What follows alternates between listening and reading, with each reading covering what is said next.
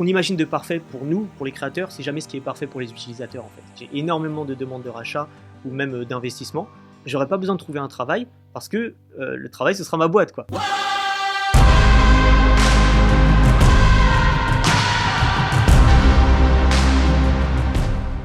Salut Matt. Hello. Super content de t'accueillir aujourd'hui pour le deuxième podcast Skyeng Area. C'est un plaisir d'être ici. C'est clair que ça me fait un petit truc de te recevoir aujourd'hui, simplement parce qu'en effet, il y a 2 ans à l'époque, j'installe ton appli sur un des shops d'une des marques que j'accompagne. Ça fait peser complètement le panier moyen et je me dis, oh, c'est un truc de fou, tu vois. C'est pour ça que ça a été fait à la base. C'est pour ça. Et en effet, du coup, depuis, c'est une app que j'installe presque systématiquement sur tous les shops de mes clients et qu'on recommande chez Skyeng Area tout le temps, tu vois. Donc, franchement, hyper plaisant de te recevoir aujourd'hui et hâte de pouvoir te poser toutes les questions que j'ai. Ça fait plaisir. Au moins, je sais que ça fonctionne. Trop bien. Est-ce que du coup, juste pour ceux qui n'ont pas forcément suivi ou même qui sont extérieurs au e-com, tu peux juste nous résumer en quelques mots ce que c'est White Bundle exactement ? Oui, bien sûr. Donc White Bundle, c'est un module qu'on va venir plugger en fait sur une boutique en ligne qui va permettre aux e-commerçants de proposer un système de réduction sur ses produits pour par exemple vendre 1, 2 ou 3 produits avec une réduction dans le but de faire monter en fait le panier moyen et que les personnes achètent plus tout simplement. Ok. Et hyper utile parce qu'elle est géniale aussi, White Review. Donc White Review, c'est une application, pareil, un module que tu viens mettre sur une boutique en ligne, donc Shopify, qui va permettre de récolter et d'afficher des avis clients sur ta boutique. Ta boutique, ok, super. J'ai entendu du coup sur ton précédent podcast sur Indie Makers que tu avais commencé sur Dofus. Ouais. C'est fou que ta culture et ton parcours entrepreneurial aient commencé de là. Est-ce que tu peux m'en dire plus ? Comment c'est venu ? Pourquoi comment on passe de je joue à Dofus dans ma chambre seule à, et en plus je crois que tu étais adolescent déjà quand tu as commencé entrepreneuriat, à je deviens un entrepreneur avec une des apps les plus installées sur le e-com quoi. Ouais, non, carrément. Ce qui est marrant, c'est que je suis pas le seul à avoir commencé comme ça. Je connais beaucoup d'autres entrepreneurs qui ont commencé avec un jeu, donc notamment le jeu Dofus. Et au final, c'est très simple. Hein. Il y a vraiment un enchaînement assez logique dans les choses. On commence par jouer à Dofus. Puis vient à un moment une nouvelle mise à jour de Dofus qui n'a pas plu à beaucoup de joueurs, qui est la mise à jour 2.0 pour ceux qui connaissent. Et ça n'a pas plu à de nombreux joueurs, dont moi. Donc pour ceux qui nous écoutent éventuellement, c'est en fait tous les graphismes et tout le style de jeu qui a changé.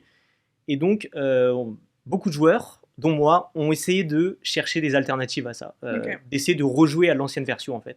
Et donc, il y a un truc qui n'est pas très légal, enfin pas très légal, pas très autorisé en tout cas, qui a été de créer des serveurs privés du jeu Dofus. Donc en gros, on a émulé la version qui existait de base et on a fait en sorte de pouvoir y jouer avec nos propres règles en fait. Ok, donc vous avez recréé votre Dofus à vous. C'est ça, on a recréé absolument tout le jeu, tout ce qu'on avait, etc. Il y avait des petits bugs, c'était pas aussi parfait, mais au moins on avait la version qui nous intéressait. Et le problème de ça, c'est que là, il n'y a pas toute une équipe derrière, il n'y a pas une entreprise qui va gérer avec des développeurs, et donc on est censé se débrouiller complètement tout seul. Et donc en fait, on est obligé de mettre un petit peu les mains dans le code, essayer de comprendre comment ça fonctionne et de faire tourner les choses. Donc c'est un petit peu comme ça que je suis rentré, j'ai commencé à bidouiller petit à petit. Et alors moi, j'étais pas vraiment le créateur de ce genre de serveur. On va dire que j'accompagnais. C'était des serveurs privés, il n'y avait pas forcément de nom, il y en avait plein de différents, etc. Et moi, c'était plus un accompagnement. J'accompagnais un peu les gens, j'essayais de bidouiller aussi, etc. Et en fait, ce que je me suis rendu compte, c'est que les créateurs du jeu avaient mis en place un système de boutique sur leur serveur privé et arrivaient à se faire de l'argent en utilisant les serveurs privés. Donc à la base, c'était même pas leur jeu. Prochaine question. Ils arrivaient à faire de l'argent. Ok. Et voilà, donc un peu naturellement, moi j'ai commencé à m'y intéresser, comment est-ce qu'ils ont fait, etc. D'accord. Et la suite des choses, c'est arrivé tout naturellement, quoi. Petit à petit, on commence à créer les projets, puis après on sort du cadre des jeux et on se dit comment est-ce que je peux faire de l'argent autrement que sur des jeux, quoi. Ouais, donc en fait, à la base, t'es un joueur. Ensuite, du coup, tu touches au code et au développement à ce moment-là parce que justement, vous avez envie de vous recréer votre propre plateforme de jeu. Et donc là, tu décèles en effet en captant comment eux, du coup, ont fait pour rapatrier de nouveau leurs utilisateurs, leurs joueurs, etc. Ouais. Tu décèles du coup le truc de ok, en fait, il y a peut-être un truc à faire et tu as le déclic de il y a peut-être un business à faire, etc. C'est exactement ça. Il y a vraiment la transition entre deux mondes où tu as le monde du jeu, d'un autre côté, tu as un peu le monde du travail, tu arrives à faire les deux et tu te dis, en fait, il y a quelque chose à se faire. Et puis en plus, tu peux te faire de l'argent, tu peux vivre de ça. Donc voilà, c'est exactement comme ça que c'est passé, que j'ai transitionné dans le monde du travail en quelque sorte. Et à ce moment-là, t'as quel âge? Au moment où t'as tu vois, Ouais, ce truc déclic, je dirais que j'ai commencé à 13 ans. Ok. Puisque j'ai commencé à 13 ans quand j'ai appris le premier, donc HTML, CSS, le premier Ouais. langage de programmation entre Ouais. guillemets. Et ouais, j'ai commencé très tôt, mais parce qu'il n'y avait pas le choix. Et je voyais pas forcément ça comme aujourd'hui un langage de programmation, métier de Ouais. développeur, etc. C'était plus j'ai envie de me créer mon jeu, j'ai envie de jouer tout simplement. Qu'est-ce que je dois faire pour jouer? Bon, bah, faut coder, ok. Je le voyais même pas comme du code en fait. C'était juste, il fallait faire ça pour le Ok, faire. pour pouvoir Et kiffer. voilà, tout pour pouvoir simplement. kiffer tout simplement. Ok. Et puis après, c'était marrant. Tu apprends à coder, tu commences à te faire un site internet et tu vois la progression de A à Z de ton site. Tu vois ce que ça donne. Et donc, il y a vraiment un kiff de ce côté-là. Et c'est comme ça que je suis rentré tout simplement. Donc, ouais, c'était super jeune, on va dire. Mais je le vois pas comme du travail, tout simplement. Ouais.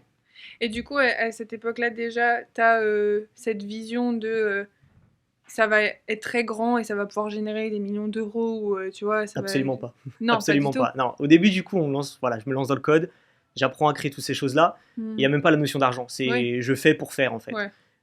Et puis en fait, c'est petit à petit, t'es adolescent, tu commences à avoir des envies, à vouloir t'acheter des trucs, à sortir avec tes potes, etc. Tu commences à te rendre compte que dans la vie, il faut payer les choses. Clairement. Et tu vois à côté de ça d'autres personnes qui ont créé ces serveurs-là, qui eux se font de l'argent. Et tu te dis, punaise, ils sont super jeunes parce qu'il y en avait certains, ils avaient même pas 18 ans, ils se faisaient 3000 euros par mois. Ouais. Et tu te dis, il y a peut-être un truc, ces mecs-là, ils ont 17 ans, ils sont en train de jouer, ils se font peut-être plus d'argent que mes parents, c'est qu'il y a quelque chose, quoi. Et donc je commence à me faire, voilà, essayer à comprendre qu'il y a de l'argent à faire et aller dedans petit à petit, quoi. Donc en effet, du coup, t'es dans Dofus, tu décèles qu'il y a un truc à faire, et donc tu m'as parlé du coup d'un des premiers sites internet. Ouais. Qu'est-ce qui se passe entre voilà, cette phase de Dofus et je crée White Bundle, qui a été en plus, il me semble, tout de suite qui a eu un succès assez fort quand même, assez vite. J'imagine quand même qu'il y a une phase de progression entre les deux. En plus, du coup, de 13 ans à... Je sais pas quel âge t'avais quand t'as créé White Bundle, mais... 21 peut-être. Ouais, donc bon, il s'en est passé des choses. Ouais, complètement. Raconte-moi du coup un peu les études aussi que t'as fait, comment t'as géré tout ça à la fois. Ouais, ça marche. Bah, du coup, c'est parti pour le parcours. Donc ça s'est fait... C'est-à-dire que j'ai commencé le code, mais on va dire que l'application White Bundle que j'ai créée, qui est la première vraie application qui a super bien fonctionné, il s'est écoulé énormément de choses. J'ai raté beaucoup de choses, j'ai créé beaucoup de choses, j'ai raté beaucoup de choses. Ouais. Et donc, ce qui s'est passé, c'est que j'étais dans les serveurs privés Dofus au collège. Okay. On arrive au lycée, j'ai en tête toujours le code. J'ai dans l'idée de créer, de travailler dans une grosse société comme Facebook, Google, etc. et d'être développeur. Donc ça, c'est vraiment la grosse envie que j'ai. J'arrive au lycée, je fais un bac S, je suis toujours dans ces choses-là. Et c'est là où je commence à transitionner un peu et à... je sais même pas si transitionner se dit, transiter, je sais pas. Et je passe en fait sur un truc un peu plus classique, donc essayer de créer des sites web qui vont me générer de l'argent et qui sont pas forcément des jeux vidéo. Et à l'époque, t'étais sur quelle plateforme? Il n'y a pas de Shopify? Il n'y avait pas de Shopify, je faisais du code en fait, donc j'essayais de faire des sites, voilà, exactement. Et du coup, petite anecdote là-dessus, j'étais énormément inspiré par un site qui s'appelait le VDM, donc Vide Merde. Que vous connaissez à l'époque, voilà, exactement. Où, du coup, pour ceux qui ne connaissent pas, il fallait juste raconter des anecdotes dans la vie qui t'étaient arrivées, où tu avais passé une journée de merde, et tu terminais en fait tes phrases par VDM, et tu pouvais liker, etc., commenter. Ouais, c'était sympa. Et en fait, je suivais ce site de base un peu comme un utilisateur classique, et j'ai vu en fait une interview d'un des fondateurs, des cofondateurs, ils étaient deux, il me semble.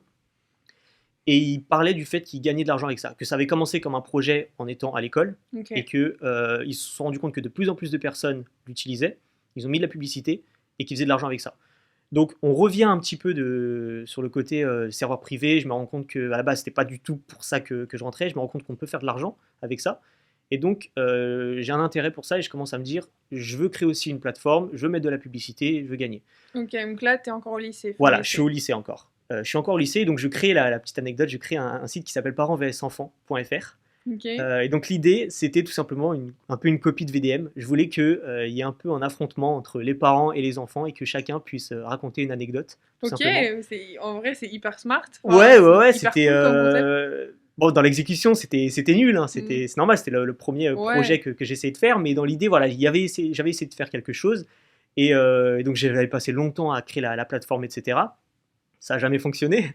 J'étais le seul utilisateur ou 2-3 potes. Dans ton lycée un peu. Ouais, c'est ça, c'est des personnes qui suivaient. J'avais essayé de créer une page Facebook, etc. Mais bon, il n'y avait pas d'engouement, il n'y avait rien du tout. Et c'est vrai que j'avais fait les choses un petit peu à l'envers, j'avais tout mélangé et tout. Et je me suis rendu compte que ça ne marchait pas. Donc après ça, j'ai créé un autre site, un peu dans le même genre, mais il fallait Ok. raconter cette fois-ci des histoires d'horreur. Donc Ok. sur le site, j'avais repris à peu près le même concept du site que j'avais, repris le même code, la même structure, mais cette fois-ci, il fallait juste raconter des histoires d'horreur un peu. Ça avait toujours pas fonctionné. Et donc il y a toujours voilà ce truc de je fais pas d'argent, j'essaie de créer des choses et j'ai toujours cette ambition de travailler dans une grande boîte en tant que développeur. Donc ça, Ok. j'ai vraiment ça. Mm. Fin du lycée, je passe mon bac, j'obtiens mon bac, pas de problème, sans mention, mais au moins je l'ai. Et j'ai l'ambition d'aller dans une école d'informatique. Donc une école d'informatique, peut-être pas citer les noms au cas où, mais voilà, j'ai envie d'aller dans une école d'informatique et je me fais refuser à l'entrée. Il y avait un concours à Ok. passer avec des mathématiques, etc. J'ai complètement foiré. Tu l'avais préparé? J'avais pas vraiment préparé, on va se Ok. dire que j'y allais un petit peu comme ça, j'avais préparé rapidement, mais on va dire que j'étais pas forcément vraiment impliqué, quoi. D'accord. On va dire que j'avais des facilités dans les apprentissages, dans les cours, etc. Mais que les facilités ici n'étaient pas suffisantes. Ouais. Et donc j'ai été refusé. D'ailleurs, j'avais un pote qui avait été pris dans cette école et j'étais complètement jaloux de lui, Écoutez. complètement dégoûté. Et au final, je me retrouve sur mon deuxième choix, donc qui est une autre école d'ingénieur en fait, mais ingénieur cette fois-ci généraliste, donc plus centré sur l'informatique, D'accord. mais généraliste. Donc c'était une école d'ingénieur qui se fait sur 5 ans, donc avec une Mhm. prépa intégrée. Donc j'ai pas fait école Ok. préparatoire classique, D'accord. j'ai fait une prépa intégrée directement dans l'école. Et j'ai fait les 5 ans tout simplement dans la même école. Donc je me retrouve dans cette école-là. Et j'ai l'impression déjà d'avoir raté ma vie, entre guillemets, de me dire que je ne serais pas dans une école d'informatique, que jamais je travaillerais dans une grosse boîte, etc. Ok. Et aujourd'hui, je me rends compte que c'est peut-être le Meilleur meilleur move truc. que j'ai Ouais, pu j'ai eu faire, quoi. exactement la même chose. C'est peut-être le meilleur move. Mm.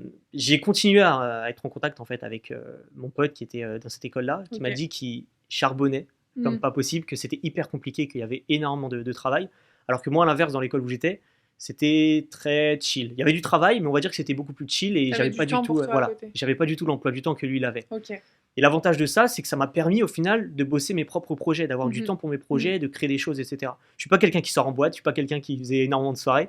Donc en fait, j'avais énormément de temps à côté que je pouvais utiliser pour créer mes trucs. Ok. Et l'avantage également, c'est qu'on était dans une école d'ingénieurs généralistes, Mhm. donc il n'y avait pas que des développeurs. Et j'étais pas centré sur ma vision de D'accord. ce que je voulais faire, Ok. etc.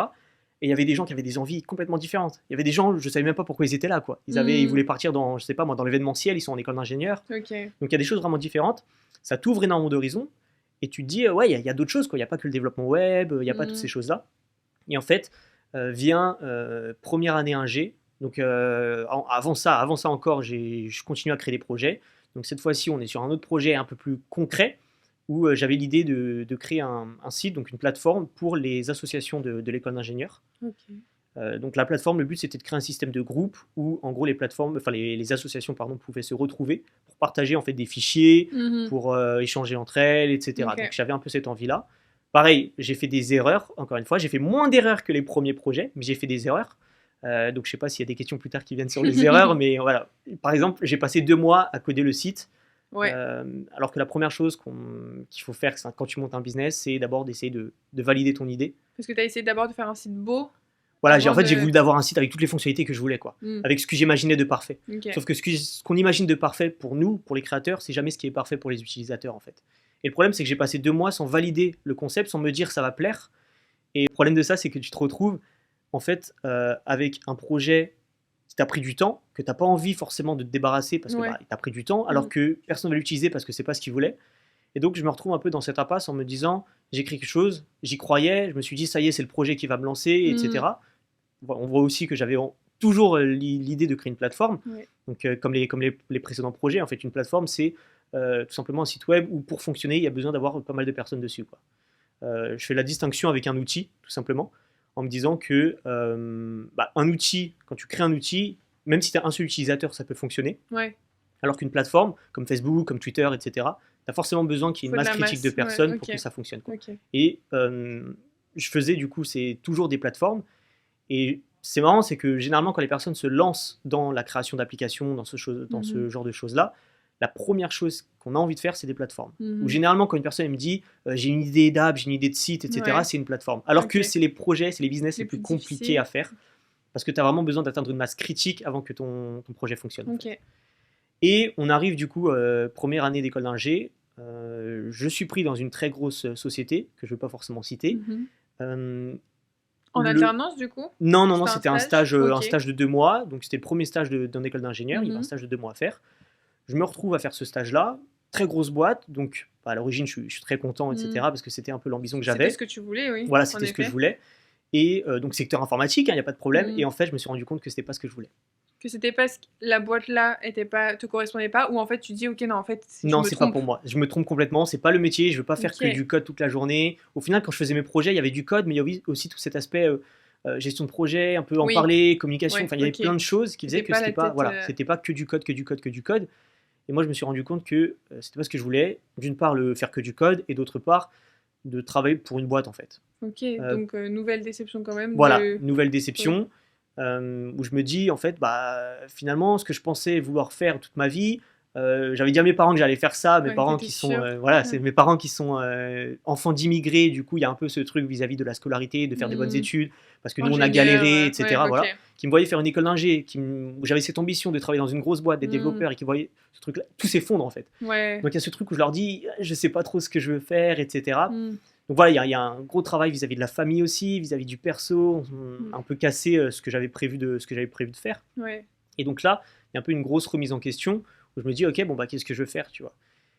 Et je savais que je faisais des projets, je savais que je créais plein de choses, et je me suis dit en fait c'est ça, il faut que je monte ma boîte. Je dois faire ma boîte, ça doit en faire ma priorité, c'est pas je dois travailler ça et voir après plus tard, etc. C'est je dois faire ma boîte, quoi. Et donc il y a cette nouvelle obsession qui rentre. Et en fait, c'est à ce moment-là où je découvre le e-commerce, tout simplement. Il y avait un peu tout ce qui était dropshipping qui se lançait à ce moment-là. Et je me suis lancé dedans. Et en fait, j'ai adoré le monde du e-commerce, les gens, la hargne qui mettait, toute la dynamique, toutes ces choses-là. Et comment est-ce que tu découvres réellement le monde du e-commerce? C'est une vidéo, c'est un... Ouais, c'est un peu sur YouTube. C'est un peu sur YouTube, c'est un peu partout en fait. Du coup, vu qu'il y a ce truc un peu de... Je le découvre en fait au moment du stage, où je me rends compte que c'est pas pour moi, et je me dis, et tu cherches voilà, c'est quoi l'alternative, typique, comment gagner de l'argent sur Internet, des choses comme ça. Et ça arrive typiquement, tu découvres les choses, et je découvre le e-commerce. Donc, je commence à m'intéresser de plus en plus, à regarder des vidéos, à rejoindre des groupes Facebook sur ce sujet, etc. Et j'essaye pas forcément moi-même de faire de e-commerce. C'est-à-dire que c'est pas le e-commerce en lui-même qui me plaisait, c'était plus vraiment la dynamique, les gens autour, etc. Et là, ce qui est génial, c'est que j'arrive dans un monde, donc j'arrivais par exemple dans un groupe Facebook, où il y avait des e-commerçants, donc des gens qui sont plutôt sur le côté marketing, qui n'ont aucune connaissance technique, et j'arrive avec moi mes connaissances en code, qui n'étaient pas forcément exceptionnelles, et je vois toutes les problématiques, je vois des gens qui disent « Oh, j'arrive pas à modifier la couleur de tel truc, etc. » Et je me dis mais en fait, moi je sais faire, quoi. Et donc je commence gratuitement à aider tous les gens, à aider, dès qu'il y avait quelqu'un qui avait un problème, je l'aidais, parce que déjà, d'une part, je découvrais un truc que j'adorais, je me rendais compte que ce que j'adorais, c'était utiliser les compétences techniques pour autre chose que simplement faire du code, mais pour aider des gens, pour avoir... Voilà, il y avait une autre dynamique dans ce que je faisais. Et donc, c'est comme ça que je suis parti, et que petit à petit, j'ai fait du freelance. Donc, je me suis dit, ok, j'ai de plus en plus de demandes, on va prendre de l'argent pour faire des choses pour les gens. Et puis, petit à petit, je me dis, il y a peut-être finalement plus à faire pour aider plus de gens encore. Est-ce que je pourrais pas créer des applications? Donc, à ce moment-là, ce qui se passe, c'est que je fais équipe donc avec des personnes qui étaient des e-commerçants, et on monte la première application. La première application qui s'appelait Exit Counter. Donc eux, ils étaient e-commerçants et toi, vraiment, t'étais dev. Exactement.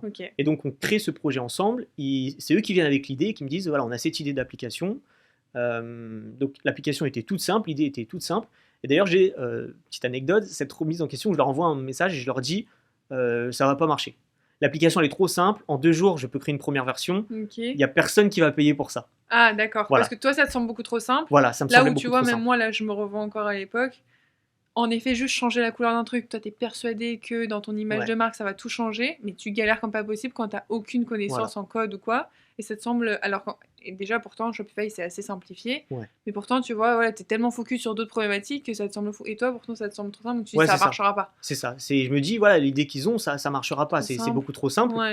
Et en fait à ce moment-là j'avais encore, par rapport à mes autres sites, j'avais encore ce truc de me dire, t'es payé par rapport au temps que tu passes, en fait. C'est plus tu vas passer de temps à créer quelque chose, plus ça a de la valeur, et plus tu vas pouvoir le vendre et avoir de l'argent. Et donc, j'ai ce truc de me dire, ça va pas marcher, je le fais en 2 jours, il y a personne qui va le prendre, quoi. Mais j'ai plus rien à perdre, on va dire. J'ai plus rien à perdre, je me dis, je vous suis. Tes autres projets à ce moment-là j'avais rien en fait. J'aidais les gens, j'avais le truc de freelance un petit peu, mais j'étais encore étudiant, j'avais pas spécialement besoin d'argent, donc c'était un peu, let's go, quoi. On va créer quelque chose. Donc je me lance dans ce truc-là. Et là, je crois qu'en 1 mois, quelque chose comme ça, on fait $500 par mois. sur l'application. Déjà, ça te paraît fou. Déjà, ça me paraît fou. Je fais des études, j'ai pas besoin d'argent. J'ai des potes qui travaillent à côté pour se faire cet argent-là, et moi, je fais cet argent et je me dis. Et en fait, il y a quelque chose, je sais pas ce qui se passe dans ma tête, où j'ai l'impression de remettre toute ma vie en question, parce que je me dis, pour moi, ça allait pas marcher. Je l'ai fait super rapidement et ça génère plus d'argent que n'importe lequel de mes projets sur lesquels j'ai passé des mois. Et donc, en fait, j'ai cette remise en question où je me dis, en fait, t'es peut-être pas payé par rapport à ce que tu fais, mais par rapport à ce que ça apporte aux gens, quoi. Donc, plusieurs fois, en tout cas, dans ton parcours, des remises en question de t'étais persuadé d'un truc et en fait, ça se passe vraiment pas comme ça. Une fois, t'étais sûr que t'allais faire développeur dans une grande boîte et en fait, pas du tout. Et une fois, t'es sûr qu'un truc marche pas et en fait, il marche complètement. Donc, t'as ensuite ce truc d'avoir moins de préjugés et de... Voilà, c'est ça. En fait, toute ma vie, je pense que ça a été des déclics. Ça a été le déclic qui fait que... Voilà. Et en fait, petit à petit, je me rapproche de là où je suis aujourd'hui et de là où je veux aller. Et concrètement, tu penses savoir quelque chose, tu y vas, tu te rends compte que c'est pas ça, donc tu échoues entre guillemets, mais bon, on le voit pas comme un échec, on voit plutôt, tu savais pas, tu as appris, maintenant la prochaine fois, ce sera mieux fait, quoi. Et donc, j'apprends ce truc de, c'est pas parce que tu fais un gros projet que ça va fonctionner.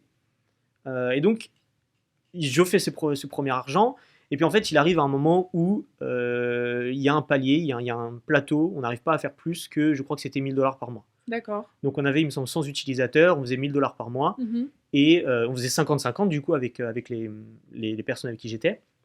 Et je me dis, ça fonctionne plus, il y a un problème, etc. Donc là, j'ai fait l'erreur de me dire que c'est l'application qui avait un problème et qu'il fallait que j'en crée une deuxième.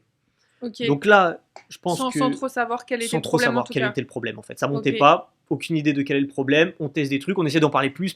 Toi, dans cette entreprise-là, tu étais vraiment focus sur le dev et eux sur la vision, le marketing, ou tu avais déjà une vision entrepreneuriale de scaler ce truc J'avais énormément la vision dev, ils avaient un peu plus la vision marketing, mais il y a un moment où ils ont un peu délaissé le projet, ils faisaient plus d'argent autrement avec ça, et donc en fait j'ai commencé à faire des posts moi-même et à essayer d'avoir un peu ce truc marketing, d'essayer d'en parler plus, parce que je pensais que si jamais il n'y avait pas plus de gens, et je faisais pas plus, c'est parce que juste on n'en parlait pas assez, quoi. Et en fait il y a un gros blocage, ça marche pas, et donc je me dis on va monter une autre application. Donc là je pense que j'ai eu un coup de folie, et je me suis dit c'est bon, je sais faire des applications, etc. J'ai créé une autre application Shopify qui n'a pas fonctionné, elle a totalement échoué. J'ai fait encore l'erreur de créer un truc pendant un peu trop longtemps. D'accord. Ça n'a pas marché. Je me suis dit, ok, il faut pas que je passe trop de temps, etc. On va créer une autre app plus simple. J'en ai créé encore une troisième. Pareil, elle a échoué, j'ai eu personne, etc. Il arrive en plus que l'application Shopify que j'avais fait, la première du coup avec eux, ne pouvait plus fonctionner parce qu'il y a eu des mises à jour sur Shopify et celle-ci ne pouvait plus fonctionner. Donc en fait, je perds ce projet. Une nouvelle désillusion, je pensais que ça y est, c'était lancé, j'allais avoir quelque chose, etc. Et puis tu étais habitué à avoir du coup un revenu qui, ça y est, qui était stable, ou en tout cas plus ou moins récurrent. Et donc c'était, grosse déception à nouveau, je pensais que ça y est, ça allait partir, que j'allais avoir une entreprise, que ça allait fonctionner. On retourne sur du freelancing, où je faisais d'ailleurs pas forcément que du code, je sais que j'ai des notions en graphisme, donc je faisais aussi un petit peu de design et de choses comme ça. Et l'avantage de ça, c'est que j'ai appris un petit peu à vendre, j'ai appris un petit peu tout ce qui était marketing, notamment en côtoyant en fait des e-commerçants. Ok, donc en effet, là tu élargis ta vision dev et opérationnelle, et tu passes plus en mode vision d'entreprise, développement, scaling et tout. Et du coup, beaucoup moins technique, c'est-à-dire que je me mettais plus du tout à jour sur les nouvelles technologies, etc. Je savais que j'avais des choses, mais je me mettais plus à jour. D'ailleurs, pour la petite anecdote, j'avais à ce moment-là un ami qui voulait être développeur, qui connaissait moins de code que moi, donc qui était moins bon que moi. Et aujourd'hui, il est excellent, alors que moi, je suis un développeur nul à chier. Autant qu'on se le dit, je suis nul à chier. Du coup, ce qui se passe, c'est que je me dis, ok, bon, on va arrêter les apps Shopify, c'est pas pour moi, on va continuer à faire ces choses de freelancing, etc. J'ai essayé de créer d'autres choses à côté. Donc, l'avantage, c'est que les gens commençaient à me connaître, à savoir que j'étais développeur, que je savais faire ça, etc. Et donc, j'ai pu petit à petit avoir des clients, avoir ce genre de choses. Et en fait, vient un autre moment où je me dis, on arrive bientôt à la fin de mes études. J'ai un objectif, c'est qu'à la fin de mes études, j'ai ma boîte et que j'ai pas besoin 23 ans. J'ai du coup 21 ans, 20 ans peut-être. Et je me dis 21 ans. Et je me dis il faudrait peut-être que je fasse quelque chose, quoi. J'ai pas de boîte, enfin j'ai des revenus mais c'est pas forcément récurrent, régulier, etc. Donc il faut que je fasse quelque chose parce que l'objectif, c'est ce que je disais à mes parents, l'objectif, c'est qu'à la fin je ne trouverai pas de travail parce que j'aurai mon entreprise qui fonctionnera. Et je disais ça à mes parents tout le temps. Je leur disais, je n'aurais pas besoin. Ma mère me disait, il faudrait peut-être que tu trouves un job à côté, il faudrait peut-être que tu commences à réfléchir, etc. pour la suite. Et je leur disais, il n'y a pas besoin, laissez-moi le temps, j'aurais pas besoin de trouver un travail parce que le travail, ce sera ma boîte, quoi. Et je leur disais ça et j'étais persuadé que ça allait le faire. Et donc, je crée une nouvelle application qui s'appelait du coup Weight Checker, qui est une application qui permettait de trouver et d'analyser des influenceurs sur Instagram pour permettre aux marques de pouvoir trouver des influenceurs pour faire des placements de produits. Et là, en fait, j'ai fait des choses déjà un peu mieux. C'est-à-dire qu'au lieu de créer une application de A à Z, j'ai créé, on va dire, de A à C peut-être. J'ai testé une première fois avec des potentiels utilisateurs, donc à un coût moins élevé que si jamais j'avais vendu le truc à la fin. Et j'ai pu ajuster en fait progressivement en me disant est-ce que ça fonctionne, est-ce que les gens ont besoin de ça, etc. Et de ne pas perdre de temps en fait à créer quelque chose que les gens ne veulent pas. Et donc je me souviens, j'ai fait mes premiers 2000 euros en une semaine, en 7 jours sur cette application-là, parce qu'en fait je vendais une licence, je ne vendais pas un système par abonnement. Du coup c'était une application où c'était simplement une licence, tu payais une licence et tu y avais accès entre guillemets à vie, quoi. J'avais fait ça parce que j'étais un petit peu trop à fond sur l'argent et je voulais avoir l'argent plus rapidement, plus rapidement. Donc en fait, c'était si je faisais un abonnement, ça allait être forcément moins cher que si jamais c'était un paiement unique. Donc j'avais fait ça et l'avantage en fait, c'est qu'il y a eu pas mal de déclics du coup dans ma tête de me dire même si ton application n'est pas parfaite, c'est pas grave parce qu'à partir du moment où les gens ils ont le besoin, ils ont ce truc-là de on a besoin de ça, ils seront en cas de l'utiliser, de la tester ou du moins de donner les retours, etc. quoi. Et donc, il y a ce truc-là où j'apprends, où je me dis, OK, il faut partir avec ce qu'on appelle du coup un MVP, un Minimum Viable Product, où tu pars avec une première version de ton produit, même si c'est pas parfait, au moins tu peux tester. J'améliore progressivement et en fait, je me heurte à des nouveaux problèmes, des problèmes techniques, des problèmes, pareil, de pas savoir pourquoi est-ce que je fais pas plus d'argent, etc. Et en fait, entre-temps, je lis plein de livres, j'ai des formations, alors je n'ai pas forcément de noms en tête, mais je me renseigne énormément, Medium, YouTube, sur tout ce qui est le business du coup SaaS, donc le software, et j'apprends pas mal de choses sur notamment l'analyse de données. C'est-à-dire que quand tu lances une application ou quand tu lances n'importe quel business, il ne faut pas juste lancer et attendre les retours, etc. Il y a une grosse partie d'analyse, de comprendre certaines données, pourquoi ça se passe comme ça, qu'est-ce que tu peux tester, etc. Et en fait, là, je me rappelle de ma première application Shopify où j'avais rien analysé et je me dis. Et où tu avais juste switch sur le prochain projet. Et je me dis, si ça se trouve, si j'avais vraiment analysé, je me serais rendu compte de quelque chose que j'aurais pu débloquer et continuer à partir. Donc voilà, il y a ce truc-là. Je continue à avancer. Donc on arrive dans les dernières années de mon école d'ingé. D'ailleurs, cette application-là, je l'avais fait en deuxième stage. Donc le premier stage, je l'ai fait dans une boîte. Le deuxième stage, j'ai pu le faire sur cette création d'application. Ok, donc tes profs et ton école, en tout cas, ton Alors, lycée... j'ai rejoint une entreprise, en fait, mais en fait, c'était l'entreprise d'un pote en tant que stagiaire pour bosser sur mes propres... T'as un peu masqué le truc, mais au moins, ça passait. Donc, il y avait quelque chose, et j'avais, quoi qu'il arrive, quelque chose à présenter à la fin aux profs, etc. Donc, c'était carré. T'as fait, même certainement plus que exactement. des planqués. Voilà, exactement. Et en fait, ce qui se passe, c'est que je me heurte à des soucis techniques, là. Donc là, j'ai le problème inverse, c'est que je suis plus développeur, entre guillemets, et c'est trop compliqué techniquement. Il faudrait que j'ai des vrais développeurs. C'est le bordel, il y a des problèmes, c'est lent, il y a plein de choses qui vont pas.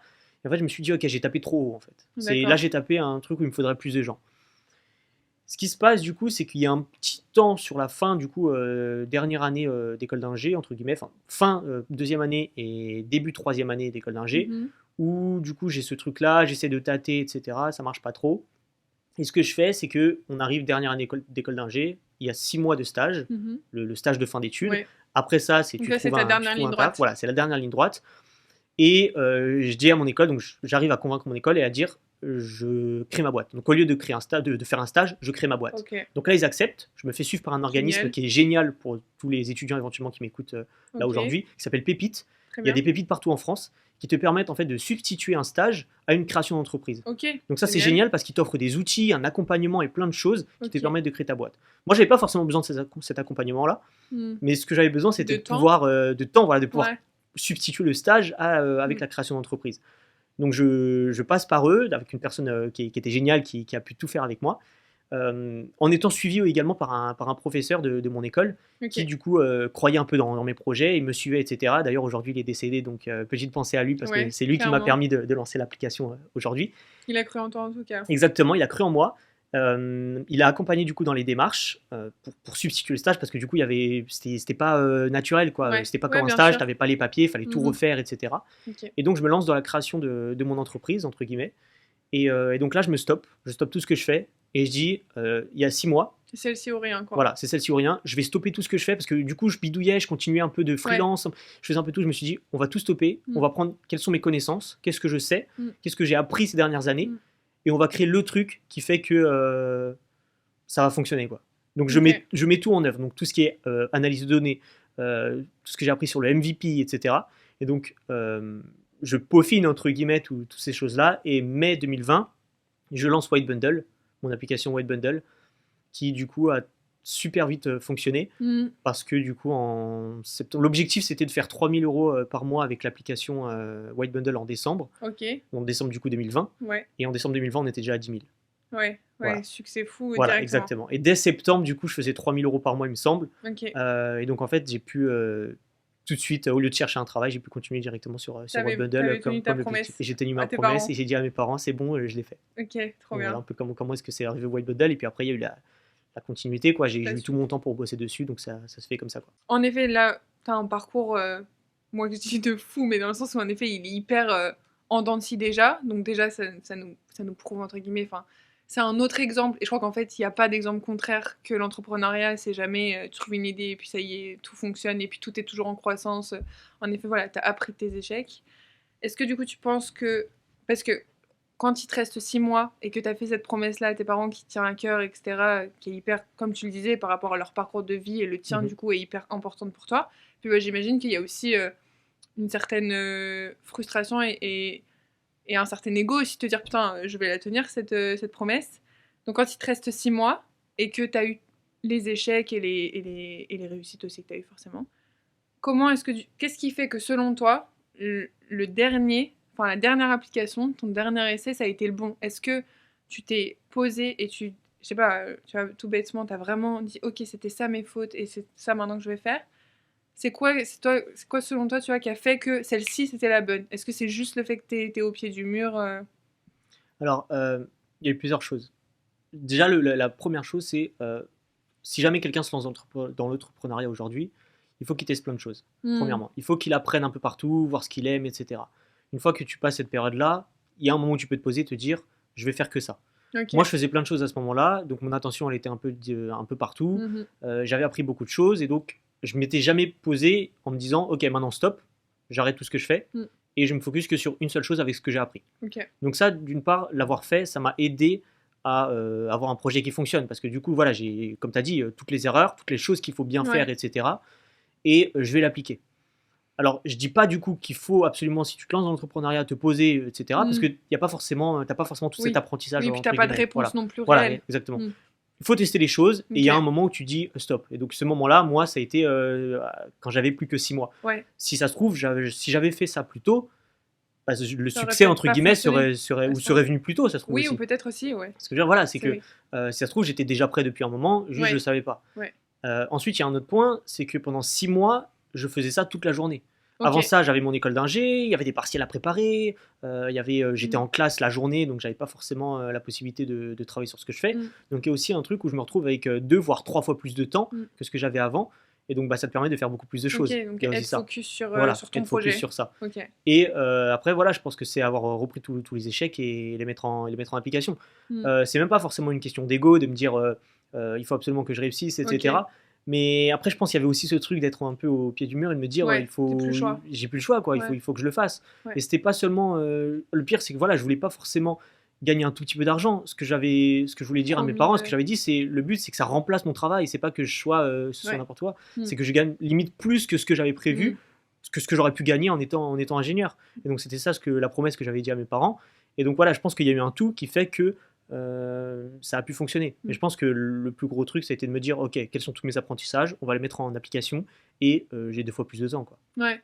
Mais en tout cas, il y a un truc fort chez toi de résilience, ok, bah je rate. Et au-delà de ça, au-delà des échecs, entre guillemets, il y a aussi le fait que tu été à certains moments de ton parcours sûr de toi, mais vraiment sûr, au point de dire à tout le monde, moi je serai développeur. Et qu'en fait, bah, quand tu vois, quand vraiment on va dire, toutes tes projections s'éteignent, tu vois, c'est fou de savoir à chaque fois repartir et en mettant tout le temps une forte énergie, etc. Enfin, le nombre de projets que tu as fait, et en plus, du coup, c'est peut-être aussi dû au fait que tu as commencé assez jeune, forcément. Aussi. Mais avant, en tout cas, c'est un truc assez marquant chez toi. Du coup, comme tu le disais, en effet, tu m'as parlé en tout cas du fait que première application que tu lances du coup avec ce groupe d'e-commerçants, vous analysez pas forcément les pourquoi du comment de l'échec et tu passes à la suivante. Et cette erreur-là, en tout cas, tu as eu l'air de parfois la reproduire. Et en tout cas, moi, je le vois en tant qu'utilisatrice de White Bundle. Et je pense que si tu dois dire White Bundle, pourquoi White Bundle, tu vois, c'est un truc qui ressort direct. C'est ce que les gens disent assez fréquemment, c'est service client de fou, service client à l'écoute de fou. Est-ce que du coup, enfin moi j'ai une sensation que c'est hyper central et hyper fort dans ta stratégie de développement de White Bundle et c'est ce qui en fait peut-être même la réussite. Est-ce que du coup ça, tu penses que c'est en tout cas une grosse leçon que tu as tirée du coup de ces boîtes avant que vous avez essayé de monter et puis tu vois voilà vous n'avez pas forcément analysé. Est-ce que maintenant du coup c'est une partie hyper centrale de ta stratégie et c'est autour de ça que tu organises toute l'expansion de ton entreprise, etc. Est-ce que tu penses que c'est la clé, que ça a été en tout cas une des clés pour White Bundle? Ouais, complètement. Alors, ce qu'il faut savoir, moi, c'est que le service client, j'aime bien dire que c'est la fonctionnalité principale de White Bundle. Ok, C'est-à-dire oui, que, c'est vrai. en fait, si jamais on te retire toutes les fonctionnalités de son Ouais. application ou qu'une autre entreprise ou une autre application a exactement les mêmes fonctionnalités, Mm. qu'est-ce qui te reste en fait? Mm. Et donc, c'est toutes ces choses-là qui vont te rester, qui vont faire ta force, entre guillemets. Mm. Et donc, j'ai toujours eu ce truc déjà d'essayer d'apporter le meilleur service possible, d'être toujours, entre guillemets, souriant, de Ouais. proposer son aide, toutes ces choses-là. Et donc, ça me semblait naturel, Mm. si jamais je crée une application, si jamais je crée quelque chose, d'avoir ce prolongement de moi et d'offrir le meilleur service. Donc, en fait, ça passe par le service client, tout Ok. simplement. Ouais. Donc, je l'ai mis en place dans ma stratégie. Et d'ailleurs, c'est quand je présente White Bundle, c'est pourquoi on me dit c'est quoi l'avantage de White Mhm. Bundle, pourquoi White Bundle et pas une autre. D'une part, je vais dire qu'on a un service client français, Mm. parce que du coup, il y a beaucoup d'applications où c'est pas le C'est cas. clair.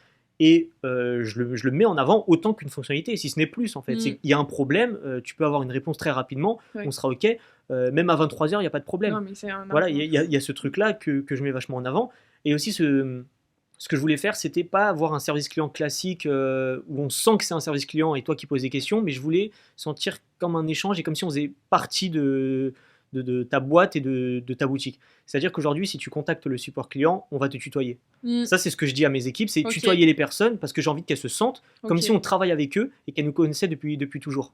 Vraiment un projet collaboratif de Exactement. ensemble on va créer la meilleure version de la. Voilà, c'est Ok. ça. Et c'est l'objectif en Et fait c'est que vrai que c'est j'avais. ce qu'on ressent. C'est Ouais. l'objectif Ouais. que j'ai mis en place quand j'ai créé les applications. Mm. Je voulais vraiment que les gens ils aient ce sentiment-là voilà, qu'ils peuvent nous contacter, qu'il n'y a pas de problème, qu'ils peuvent tout nous dire, qu'ils peuvent nous faire confiance, etc. Et Mm. pas ce truc fermé de bonjour, veuillez nous excuser du retard, Ouais, ouais, etc. bien sûr. Et ça passe aussi par la transparence. Il y a un truc que je dis à mes équipes, c'est soyez transparents au maximum. C'est-à-dire Mhm. que si jamais vous pouvez pas répondre parce que je sais pas, vous avez eu un problème d'internet, etc. Ne dites pas désolé, nous avons une petite. Dites j'ai eu un problème d'internet. Ouais, ok, vraiment la Et voilà, proximité c'est à fond. dites tout en fait. C'est comme si c'était vos amis, Un comme si on membre de travaillait l'équipe. ensemble, Ok. etc.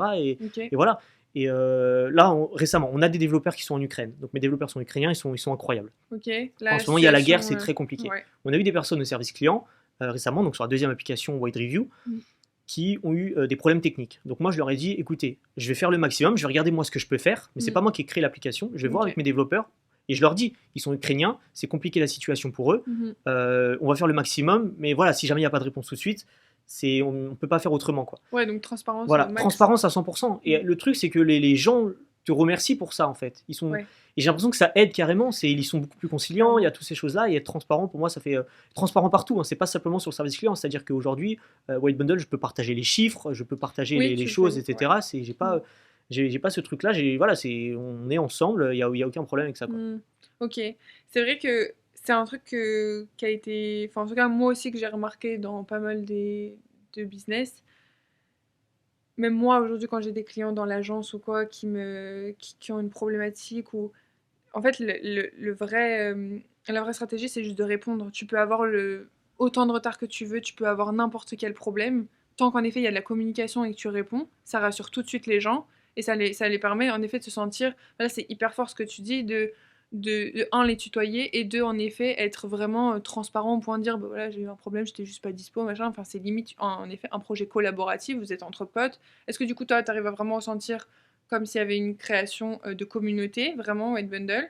Est-ce que vous arrivez à échanger, etc., autour de ça, à vraiment créer une communauté Complètement. Là, ce que j'aime bien avec ça, c'est que quand une personne, c'est la recommandation en fait. Il y a beaucoup de personnes qui me disent, ah, j'ai recommandé ton application à tel C'est à clair. machin. Mais c'est même pas qu'ils recommandent l'application, c'est qu'ils ont l'impression du coup que c'est leur application aussi, application, puisque du ouais. coup il y a ce côté, Collaboratif. Voilà, on est ensemble, on crée l'application ensemble, il y a le support client, on est ensemble, etc. Mm. Et donc en fait, quand ils mettent en avant White Bundle, c'est comme s'ils mettaient leur propre application. En Ouais. fait, il y a ce côté vraiment de on connaît White Bundle, Ok. on connaît l'équipe, etc. Mm. Et donc ouais, ça a été vachement important de mettre en avant, un truc comme ça et d'être transparent vraiment dans tous les moments, quoi. Encore récemment, il fallait que je réponde quelqu'un au support client, j'ai oublié. Ok. J'avais noté, j'ai oublié. Ouais. Je suis retourné vers lui quelque chose comme 3 ou 4 heures plus tard. Ouais. Et je lui ai dit, désolé, je t'ai oublié. Ouais. Il n'y a pas de je t'ai oublié. Ouais, mais t'inquiète, je vais Désolé, juste répondre on va le faire, à on le ton fait, etc. problème maintenant. Voilà. Ouais. Et après, que tu le fasses ou non, il n'y a pas de problème. Mais moi, ça a été la stratégie voilà, Dès que j'ai le mis en début, place ouais. dès le début. Et je me suis dit, je vais axer mon truc dessus. Il suffisait d'être cohérent derrière. C'est on va être transparent, on va le faire, on va le mettre en place et c'est comme ça qu'on va grossir. D'autres personnes ne le font pas, ils ont peut-être d'autres stratégies et ça fonctionne aussi. Donc voilà, c'est ce que j'ai voulu mettre en place. Ok. Mais c'est vrai qu'en effet, au tout début de ton parcours, quand t'es adolescent, etc., déjà t'aides les gens, tu le disais au début, t'aides les gens gratuitement, etc. Donc finalement, c'est un truc qui est assez naturel chez toi, c'est une fibre naturelle d'avoir envie. Enfin, j'ai la sensation en tout cas que c'est assez naturel d'avoir envie d'aider les gens et de faire un truc collaboratif. Et c'est peut-être, oui, en effet, l'un des meilleurs secrets de faire un truc. Un projet dans lequel la voix des gens qui l'utilisent, parce que c'est vrai que dans les apps, et c'est là où moi j'ai la version très e-commerce, et tu vois, c'est très différent. Quand toi, tu te dis, ok, j'ai le e-commerce et j'ai aussi le monde de l'app, etc. Moi, je sais que quand tu développes un e-commerce, c'est très step by step, c'est très tu scales, on connaît à peu près tous les phases, etc. Quand tu fais une app, tu pars de quoi, tu vois, tu commences par quoi? C'est différent en fait, les étapes elles sont un petit peu différentes. Donc si tu veux, le gros problème des personnes qui se lancent dans des apps aujourd'hui, c'est qu'elles vont se dire, ok, est-ce que je peux trouver une idée d'app? Elles vont réfléchir à une idée d'app, qu'est-ce que je peux faire, etc. Ok. Ensuite elles vont se dire, ok, comment est-ce que je crée ça? Elles vont créer le produit. Ensuite elles vont dire, ok, qui a besoin de ça? Et là elles vont se rendre compte que ça marche pas en fait, qu'il n'y a personne qui en veut, qu'il n'y a pas de marché, etc. Ouais. C'est exactement l'erreur que je faisais au début. Ouais. Et aujourd'hui, il y a un chiffre, c'est, il me semble, environ 50% des startups qui échouent aujourd'hui parce qu'il n'y a pas de marché. Okay. La vérité, c'est pas qu'il n'y a pas de marché, c'est que tu as fait ton travail à l'envers, en fait. Pour White Bundle, ce qu'on a fait du coup, et ce que je faisais pas avec les autres apps, c'est qu'au lieu de partir d'une idée de produit, je suis parti d'une cible. Donc, j'avais ces e-commerçants, etc., avec qui que je côtoyais, donc je pouvais comprendre ce qu'ils voulaient. D'essayer de comprendre, est-ce qu'ils ont un problème, quel est leur problème, et à partir de ça, comment est-ce que je peux répondre à ce problème-là. Donc, ce qui est cool, c'est que tu peux valider chaque étape. C'est-à-dire qu'avant même d'avoir créé White Bundle, j'avais créé une petite une image de ce à quoi allait ressembler l'app. J'avais rien du tout. Et j'ai dit, ok, est-ce que vous avez besoin de ça? Je voulais valider. Est-ce que vous avez besoin de ça? Oui, j'ai besoin de ça. Non, j'ai pas besoin de ça. J'ai pas besoin de ça. Ok, bon, bah, je zappe. Et j'ai besoin de ça. Ok, on va commencer à créer quelque chose. Et ce qui est génial quand tu fais ça, c'est que t'as pas besoin de réfléchir à quelles sont les fonctionnalités que je vais ajouter. Parce qu'en fait, tu discutes juste avec les personnes. Et c'est elles qui vont te dire, en fait, on a besoin de ça, ça. Ah, ça aurait été pas mal. Ah, ça aurait été pas mal. Et en fait, cette démarche-là, la plupart des personnes que je connais, en tout cas, qui ont monté des apps et qui ont eu cette démarche-là, bah, ça fonctionne tout de suite. C'est pour ça qu'il y a des choses, par exemple, si jamais tu es le propre utilisateur de ton application, ça fonctionne encore mieux, etc. Parce que du coup, tu as ce truc-là. Le problème, voilà, c'est de ne pas vouloir se lancer tout de suite dans l'idée et dans le produit, parce que c'est pas comme ça que ça fonctionne. C'est vrai qu'encore plus fort que dans le e-commerce où... bien sûr, toujours le le client est au centre de tout. C'est pour lui que tu crées tout ce que tu crées. Donc, les retours clients, etc., on est vachement à l'écoute. Et encore, je pense que c'est encore une bonne problématique du e-commerce. En effet, quand tu crées une app, tu crées quelque chose pour les utilisateurs. C'est eux ton seul marché, c'est eux ta seule réalité. Donc, c'est vrai que là, quand tu le dis, ça paraît évident, mais je comprends aussi qu'il y en ait qui fassent le sens inverse, enfin que ce soit une erreur assez basique de faire le sens inverse et de dire ce serait quoi la nouvelle idée qui révolutionnerait tout, alors que parfois, juste un truc simple parce qu'il y a des besoins simples et que personne n'est là pour y répondre encore à ce moment-là. C'est exactement ça. Le problème, voilà, c'est de se dire, bah, c'est quoi, quelle idée peut révolutionner le monde, avec quelle idée je peux faire de l'argent. Une fois que tu as une idée, tu dis, ah, ça serait pas mal. Tu te dis pas, bah, qui a besoin de ça, est-ce qu'il y a quelqu'un qui veut vraiment ça, tu dis tout de suite, comment est-ce que je le crée, et c'est seulement après où tu réfléchis. Mais en fait, c'est parce qu'on voit dans notre monde aujourd'hui, on voit je sais pas moi, des sites comme Facebook, par exemple, on se dit, ouais, c'est l'idée du siècle, etc. Et ce qu'on oublie de dire, c'est que Facebook, c'est parti de Harvard. C'était des étudiants qui voulaient en savoir plus sur les autres étudiants de Harvard. C'est parti comme ça. La première version, elle était horrible de Facebook. Et ça, en fait, on oublie, on n'a pas vu toutes ces choses-là. Nous, on voit que le moment où ça fonctionne. Donc c'est pour ça qu'aujourd'hui, quelqu'un qui voit White Bundle dit, ah mais oui, c'est logique, il faut que je crée cette application-là. Mais on voit pas toutes les itérations qu'il y a eu derrière White Bundle, toutes les choses que j'ai faites avant d'avoir ce produit-là. Et d'ailleurs, c'est pour ça que j'ai pas forcément peur de la concurrence, parce que j'ai des informations qui m'ont amené à ce produit-là, que si un concurrent se lance, n'a pas forcément en fait. Et donc c'est comme ça qu'il faut se lancer, et l'erreur que beaucoup de personnes font, c'est de faire les étapes dans le mauvais ordre. Surtout que là, en effet, ce qui fait la valeur à ce point-là de ton business, c'est en effet toute l'information que tu as, enfin tous les retours que tu peux avoir, toutes les infos, etc. Complètement. Du coup, tu réussis et donc tu fais un chiffre fort, etc. Donc, je pense que tu dis à tes parents, c'est bon, pas de problème, j'ai pas de stress, j'ai réussi, j'ai tenu ma promesse.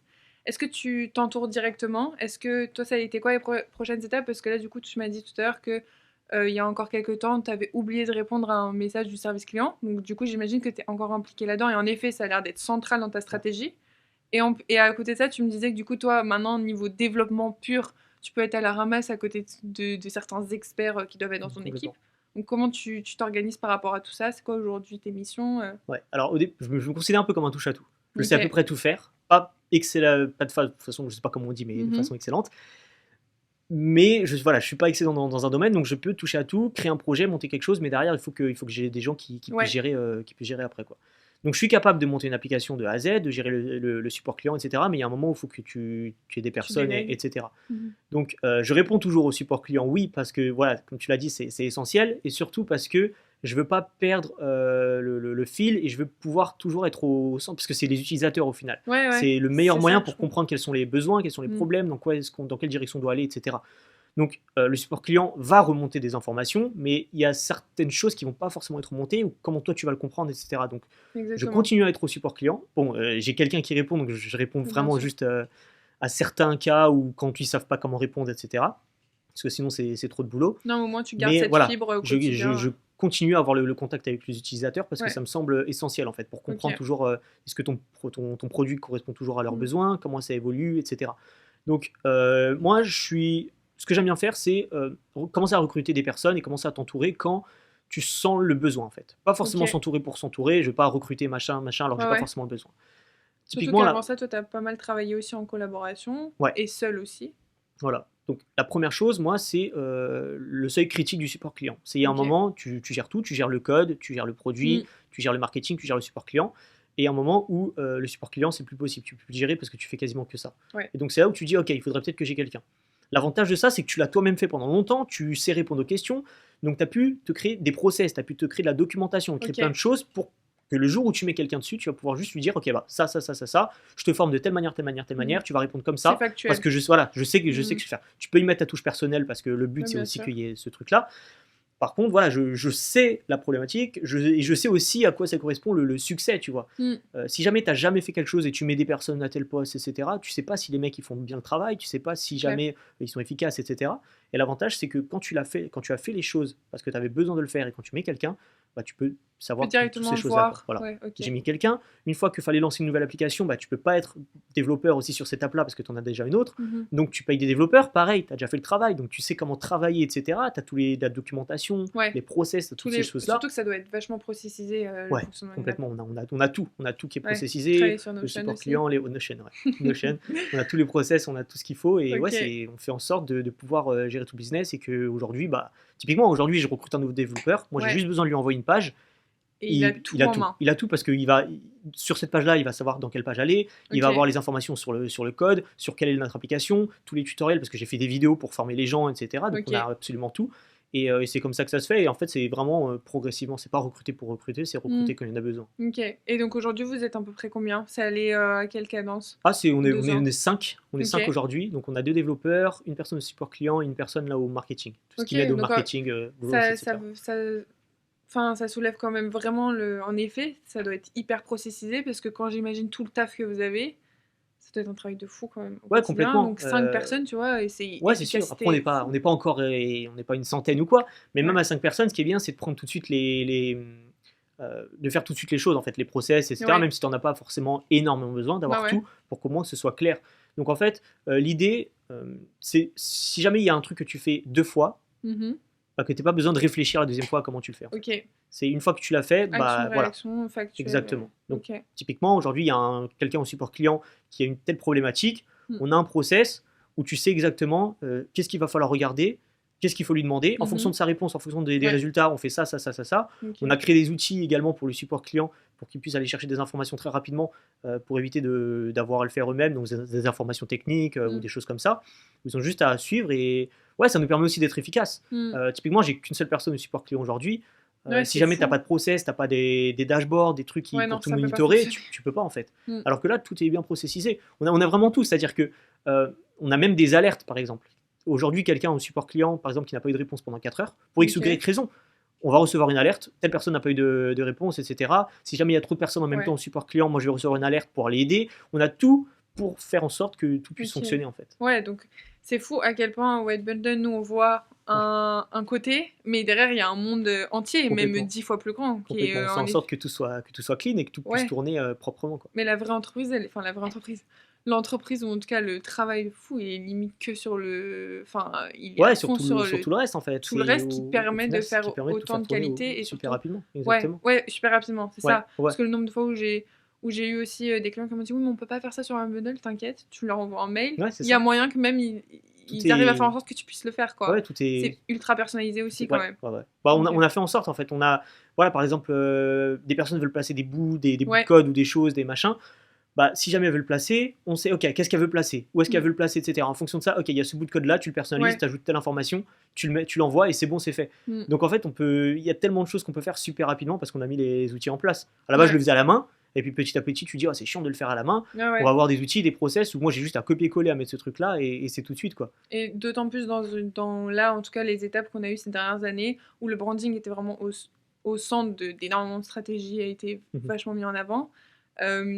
Là d'ailleurs sur la dernière application que tu as développée, en tout cas que tu as lancée, White Review, je sais que l'ultra personnalisation de tout l'aspect justement design et tout est au centre. Donc ça, est-ce que c'est un besoin que vous avez aussi décelé vachement chez White Bundle et vous avez dit ok, il faut que ce soit disponible pour les clients, il faut que ce soit une possibilité. On a fonctionné de la même manière que pour White Bundle. On a vu le marché, on a vu de quoi ils avaient besoin, donc ils utilisaient d'autres applications pour faire des avis clients, etc. Et ils se sont dit, ce serait top d'avoir des choses un petit peu différentes. Il en existe déjà pas mal. Voilà, il en existe pas mal.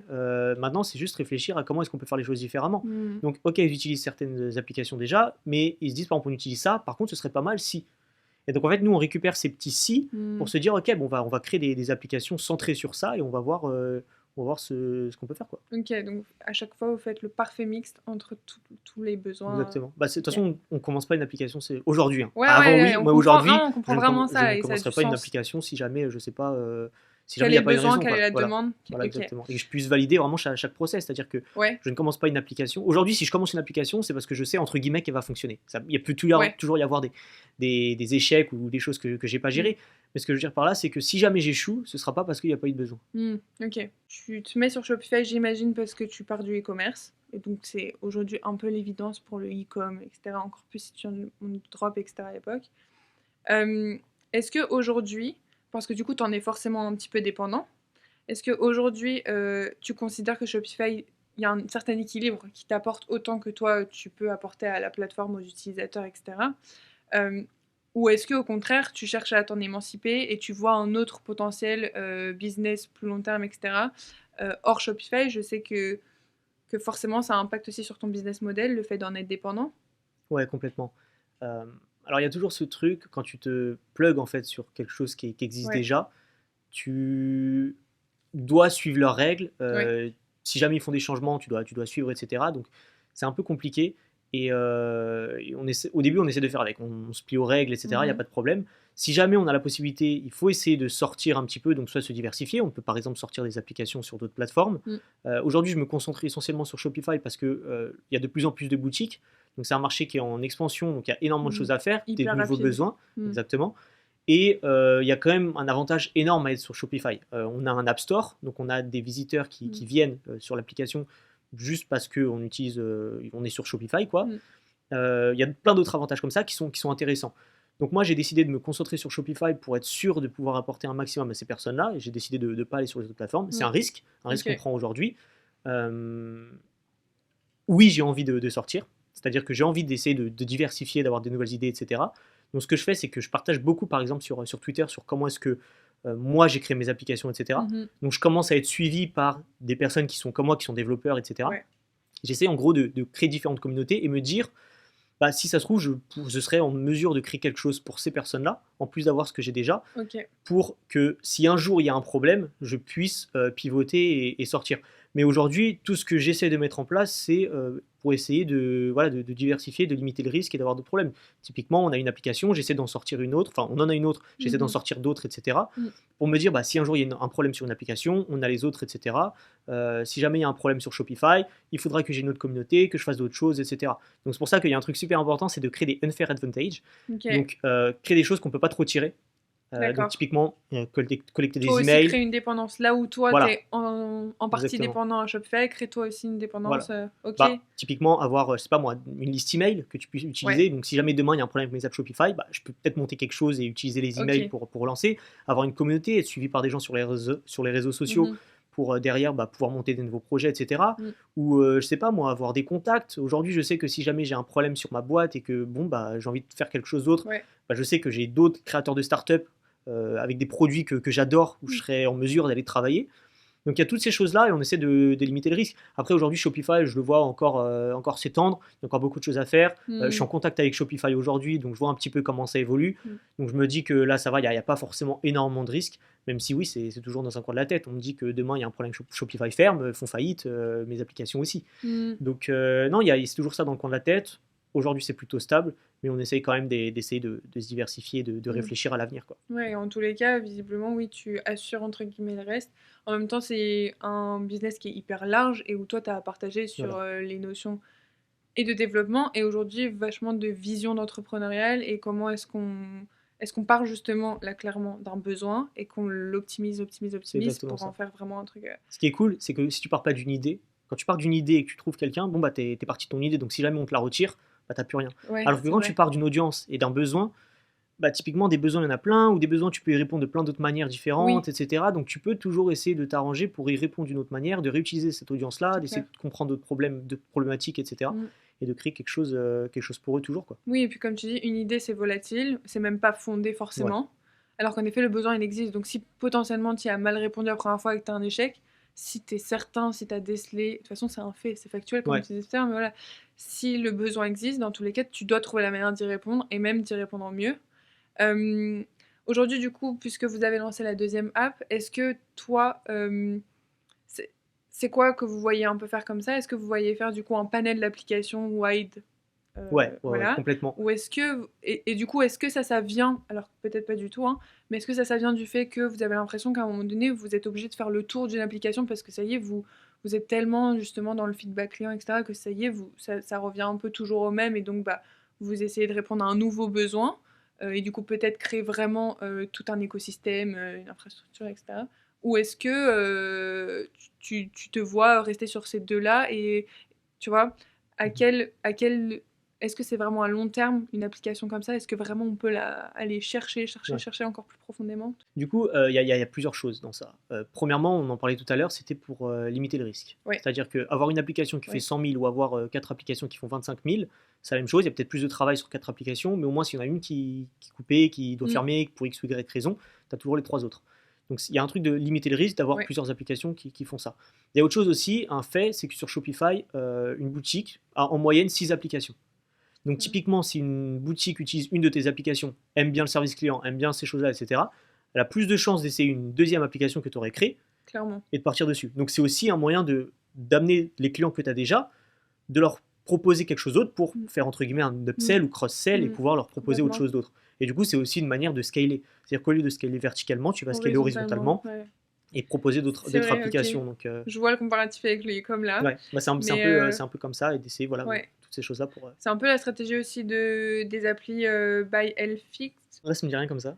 Pareil, c'est, une application, en tout cas moi je l'ai trouvée géniale et c'est totalement vrai ce truc dont tu parles de t'installes une app, tu la trouves cool, tu l'essayes et tu l'utilises et en fait c'est bon, elle est géniale et le service client est à l'écoute donc bah, comme tu disais et c'est exactement ça et là-dessus ça paraît hyper clair mais oui, t'as l'impression d'être en partenariat parce que toi en plus tu fais ta boutique ou tu fais ta boutique ou tu fais la boutique pour tes clients donc toi déjà t'es dans la production et donc eux sont un peu ton support et on va dire ton deuxième cerveau, extension, développement, etc. Et pareil, en effet, ils ont créé une première app qui était géniale et aujourd'hui ils en ont une vingtaine et je sais que quand je cherche à installer une autre app qui pourrait m'intéresser, j'ai le réflexe directement d'aller voir si eux l'ont fait ou pas. Parce que je sais que si c'est eux qui l'ont fait, je vais aimer l'ergonomie de l'app, je vais aimer le design, je vais aimer la manière dont le service client est fait.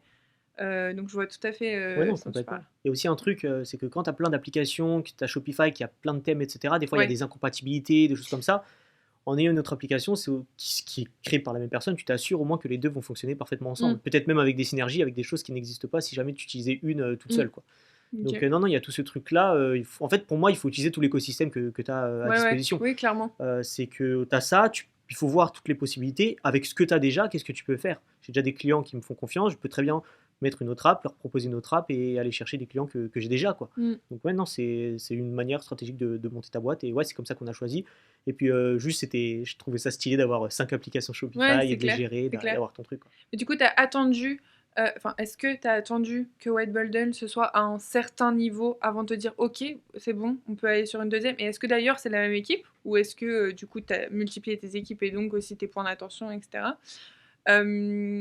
Ou est-ce que aujourd'hui tu te vois là, t'en as lancé une deuxième et continuer comme ça à un certain rythme? Ouais, l'idée, c'est pas de lancer trop d'applications en même temps pour pas que tu sois un peu écroulé sous la demande ou sous quelque chose que tu sais pas encore, Ouais, tu sais pas encore ce que c'est, quoi. ouais, ouais. Et donc, ouais, j'ai attendu que White Bundle soit à un certain point, qu'on ait les process en place, qu'on sache où est-ce qu'on va, comment Mm, est-ce qu'on le fait, etc., pour lancer une deuxième application. mm. Et oui, l'idée, c'est de pouvoir sortir progressivement des applications peut-être plus rapidement, d'avoir tous tes process en place et de pouvoir dire, ok, bon, bah, demain, je vais lancer une nouvelle application, j'ai mon process, je sais qui recruter, qui mettre en place, etc., Mm. pour que ça tourne assez rapidement. Donc, ouais, il faut pas aller trop vite pour pas avoir trop de choses à faire. Et ouais, pour l'instant, c'est la même équipe.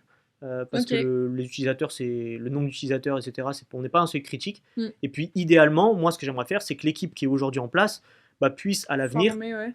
former les autres personnes et Exactement. être au-dessus de ces personnes-là, Ok, parce c'est qu'elles cool. connaissent du coup toutes les Ouais. apps, elles savent comment on bosse depuis le Mm. début, etc. Et puissent former les personnes.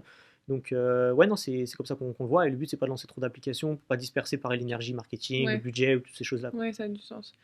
Et là, par contre, toi, tu as un vrai enjeu et une nouvelle, du coup, un nouveau jeu stratégique à faire pour lier des utilisateurs d'une app que tu as lancée et qui, de toute façon, est un succès et fonctionne, à une nouvelle app, du coup, et faire en sorte, en tout cas, qu'il y ait une vraie liaison, quoi, que les gens te suivent, etc. Est-ce que, par rapport à ça, tu as un conseil stratégique ou est-ce que peut-être tu es déjà encore en train de l'expérimenter? Comment est-ce que tu as réfléchi à ça Ouais, bah, d'un du point de vue coup, stratégique? aujourd'hui, je fais pas les mêmes erreurs du passé. Hmm. Je traque tout. Je traque toutes mes Ok. données, toutes mes analytics, etc. Donc maintenant, j'ai vraiment quand je fais quelque chose, c'est vraiment tourner autour de la data et de ce que je peux en tirer. Mm. Donc, idéalement, en fait, j'essaie de trouver donc, on est en train encore de tester comment est-ce qu'on peut faire, etc. Mais idéalement, ce qu'on veut, c'est pouvoir attirer les utilisateurs de l'application A vers l'application B, Ouais. donc un maximum de personnes, sans pour autant que ça affecte trop l'application A. D'accord. Donc typiquement, si jamais tu vas mettre de la publicité pour l'application B sur ton application A, tu peux avoir le risque que les personnes Mm. bah, ne soient pas assez concentrées sur cette application-là, aillent voir l'autre, Ok. ou que ça altère leur onboarding dans l'application, Cannibalisme etc. Voilà, déjà. exactement. Ok. Donc l'idée, c'est de regarder toujours les données de la première application, donc notamment le taux d'activation, donc le Mhm. nombre de personnes qui utilisent l'application, qui l'installent jusqu'à l'utiliser complètement. Mm. Donc regarder en faisant la pub pour l'autre application si jamais on n'affecte pas ce nombre-là. Ok. Et d'autre part, on regarde aussi la métrique de combien de personnes on a ramené de cette application. Mm. Après, on a plein de moyens aussi d'amener. On a un groupe Facebook pour les applications. On a aujourd'hui 1200 membres. Ok. On a les adresses email, donc on peut lancer des emails, etc. Donc non, j'ai pas forcément un conseil, si ce n'est de bien traquer tout, quoi. Le but, c'est Ouais. pas de Non, mais oui, laisser de c'est assez côté. central dans ta Voilà. stratégie en tout cas. Le but, c'est pas de laisser une application de côté pour se concentrer sur l'autre. Le but, c'est que les deux Faire puissent une cohabiter, liaison. donc bien traquer les données pour les deux pour s'assurer qu'il y ait pas de problème, Et il y quoi. a quand même une notion aussi là dans ce que tu dis d'équilibre là, entre l'utilisation de l'une et l'autre. Tu peux pas forcément tout de suite faire en sorte que la deuxième Ouais. soit aussi impactante que la première. Il faut en effet jauger du coup l'utilisation de tes utilisateurs Ouais, et qu'en effet ce soit pertinent pour eux aussi. complètement. J'ai vu déjà plusieurs fois du coup que tu étais proposé dans les tops des applications Shopify, donc clairement c'est un succès. J'imagine que, enfin peut-être pas, mais tu as peut-être déjà eu des propositions d'achat, l'application White Bundle. Est-ce que toi c'est quelque chose, comment est-ce que tu vois ça? Est-ce que tu dis ok j'optimise et j'attends un certain moment pour la revendre très cher? Est-ce que tu dis bah pas du tout en fait, moi j'ai encore plein de choses à développer, de toute façon c'est mon projet. c'est voilà, le cœur de mon projet vers lequel je veux vraiment faire tout un écosystème. Comment est-ce que tu vois ça? Comment est-ce que tu accueilles aussi ces propositions, etc. Est-ce que tu y as déjà réfléchi? Mmh. Complètement. Donc ce qu'il faut savoir, c'est que je partage énormément sur les réseaux, je suis très ouvert. Donc je partage beaucoup sur les chiffres, sur comment est-ce que j'ai monté les applications, etc. Ok. Donc forcément, en partageant ça, il n'y a pas seulement les utilisateurs qui sont intéressés, mais également les personnes qui veulent créer la même chose, ou ceux qui sont intéressés pour investir, etc. Donc Ouais. ouais, j'ai énormément de demandes de rachat, Ok. ou même d'investissement. Pour le moment, je décline, je dis que je suis pas intéressé. En revanche, je les mets dans une petite page Notion. Mhm. Je me dis potentiellement, si jamais un jour je veux vendre ou quoi, Ok. j'ai ma liste de personnes, je Mm. contacte toutes ces personnes-là et on voit ce que ça donne, quoi. Mm. Donc je les garde de côté et je ferme pas totalement la porte, hein. Je leur dis bien, pour l'instant on n'est pas intéressé pour vendre, éventuellement quand ce sera le cas on pourra rediscuter, etc. Ok. Il y en a certains même que je prends en call, que j'essaie juste de, je sais pas moi, d'avoir une relation professionnelle, de voir si ça peut pas, peut-être pas devenir des amis, mais je veux dire au moins il y a En tout quelque cas, tu chose, t'intéresses à leur voilà, demande et exactement. aussi à pourquoi est-ce qu'ils ont cette demande-là. Voilà, exactement. Ok. Et j'essaye un petit peu de comprendre Ouais. pour que ce soit plus simple le jour où je veux vendre, Ouais, bien ou si sûr. jamais il y a autre chose, un autre projet, etc., de toujours avoir des gens sous la main. Ok. Euh, Mais c'est quand même quelque chose de dire non à une certaine somme d'argent, oui, c'est peu quelque importe chose, c'est laquelle quelque elle chose. est. Alors après, il faut être clair. Déjà, pour moi, le truc principal, c'est que toutes les ventes, les personnes qui disent non, c'est qu'il y a un montant en fait. Je pense qu'il y a un montant Ouais, pour tout le clairement. monde, c'est Bien sûr. en fonction de ce montant-là, tu vas dire oui ou tu vas dire non en Ok. fait. Et après, ça Euh, dépend aussi du coup de ta vision, de ce que toi, ouais, tu as c'est encore envie ça, d'avoir le temps de faire. c'est ça. Donc moi, voilà, typiquement sur White Bundle, on a des idées pour 2022. J'ai pas mal de choses que j'ai envie de mettre en place. Mhm.